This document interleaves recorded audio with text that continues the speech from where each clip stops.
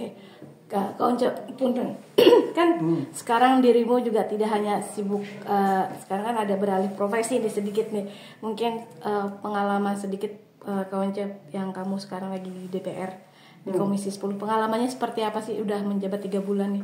Apa? Menjabat sekitar 3 bulan ya kurang lebih untuk di DPR.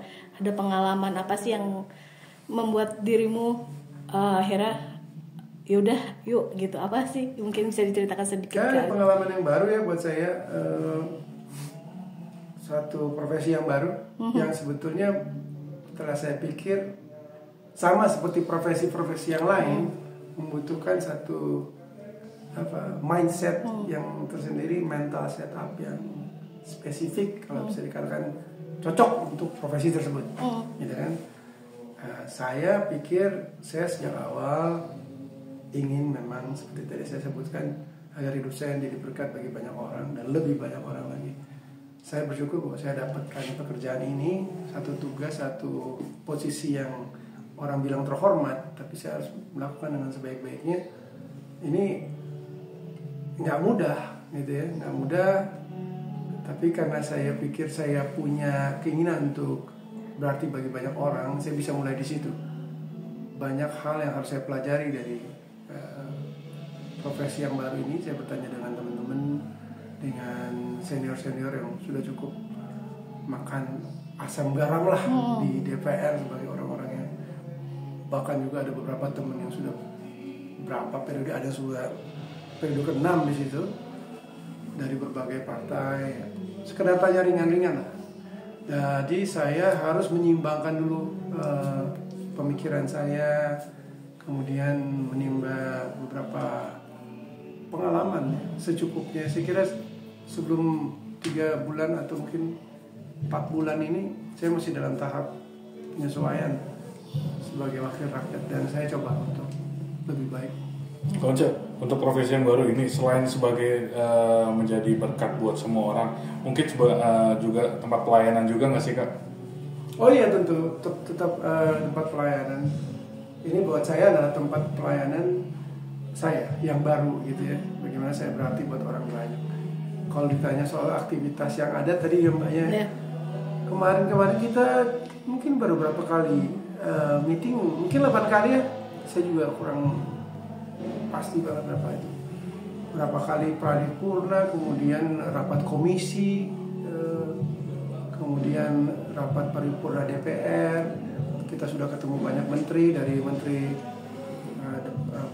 pendidikan dasar menengah, menteri pendidikan tinggi sains dan teknologi, menteri kebudayaan, kemudian menteri olahraga dan pemuda, dan badan-badan olahraga, KOI, KONI, KORMI, ketemu juga BRIN. Kita menyerap program dari mereka, apa yang mereka sampaikan sebagai program, kemudian paku anggaran, dan dalam tahap untuk membicarakan tentang proses persetujuan anggaran di tahun anggaran berikut. Mungkin dengan profesi baru ini apa sih yang paling challenging gitu, yang menantang, mungkin bisa dibilang sulitnya ya? Kira-kira di sisi yang mana nih? Yang menantang ya, yang sulitnya sebetulnya kalau menurut saya, bagaimana kita bisa menangkap isu yang paling penting, paling krusial, yang memang pantas untuk disuarakan. Itu satu hal.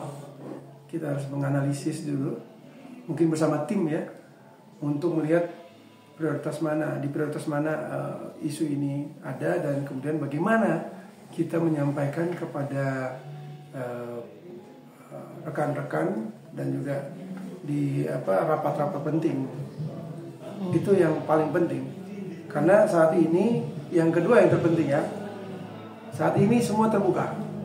Ya, kita rapat pun juga kan disiarkan secara live di TV, masyarakat melihat apa yang disampaikan, kemudian esensi apa yang benar-benar menjadi dasar argumen, bisa dikatakan begitu, bagaimana kita menyampaikannya dan sebagainya, bahkan mimik wajah.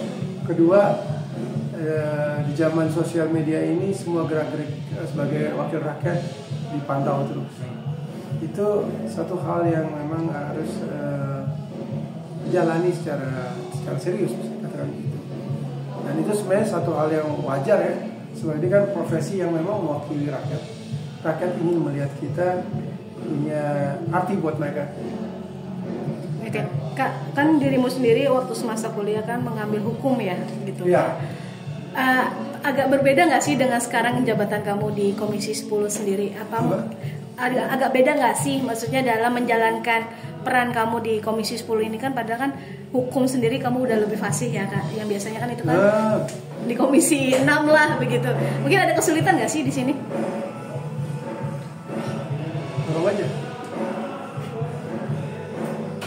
Apa tuh? Mungkin ada kesulitan tidak sih? Oh, sebenarnya saya pikir latar belakang hukum itu penting sekali di sini. Karena kan pada dasarnya DPR adalah lembaga pembuat undang-undang. Oke. Tugas utamanya adalah fungsi regulasi ya. Itu fungsi yang paling utama sebagai anggota DPR. Jadi dengan memiliki latar belakang di bidang hukum, katakanlah pada studi hukum sedikitnya, kita bisa melihat masalah dari sudut hukum dengan lebih jernih.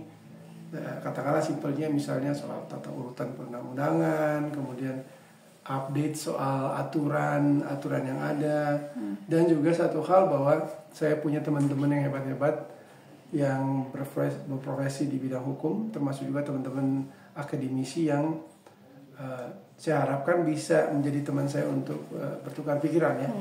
Dan sepertinya sih mereka siap untuk melakukan itu, dan ini menjadi buat saya menjadi satu hal yang berarti bahwa saya pernah kuliah di Fakultas Hukum.